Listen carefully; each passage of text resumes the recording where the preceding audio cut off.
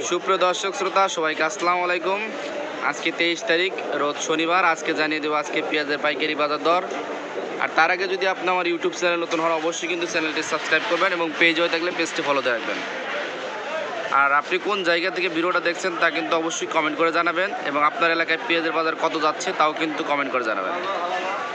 দর্শক সম্পূর্ণ ভিডিওটি দেখতে থাকুন এবং জানতে থাকুন আজকে পেঁয়াজের বাজার। তো দর্শক বাজারে কিন্তু তেমন একটা বেচা বিক্রি নেই, তবু কিন্তু আলুর বাজার অনেক বাড়ে, পাশাপাশি কিন্তু পেঁয়াজের বাজার অনেকটাই কমে গেছে। গত এক সপ্তাহের ব্যবধানে কিন্তু পেঁয়াজের বাজার প্রচুর পরিমাণে কমে গেছে। যে পেঁয়াজগুলো 110, 100 এইভাবে বিক্রি করা হতো, হঠাৎ করেই এক সপ্তাহের ব্যবধানে এই ইন্ডিয়ান পেঁয়াজগুলো কিন্তু কেজি প্রতি 20 টাকা কমে আজকে বিক্রি করা হচ্ছে 80 টাকা কেজি। দর্শক বুঝতেই পারছেন যে পেঁয়াজের বাজার অনেক কমে গেছে। এই যে সালার বস্তার যে পেঁয়াজগুলো দেখতে পাচ্ছেন এগুলো কিন্তু আজকে বিক্রি করা হচ্ছে 83 থেকে 85 টাকা।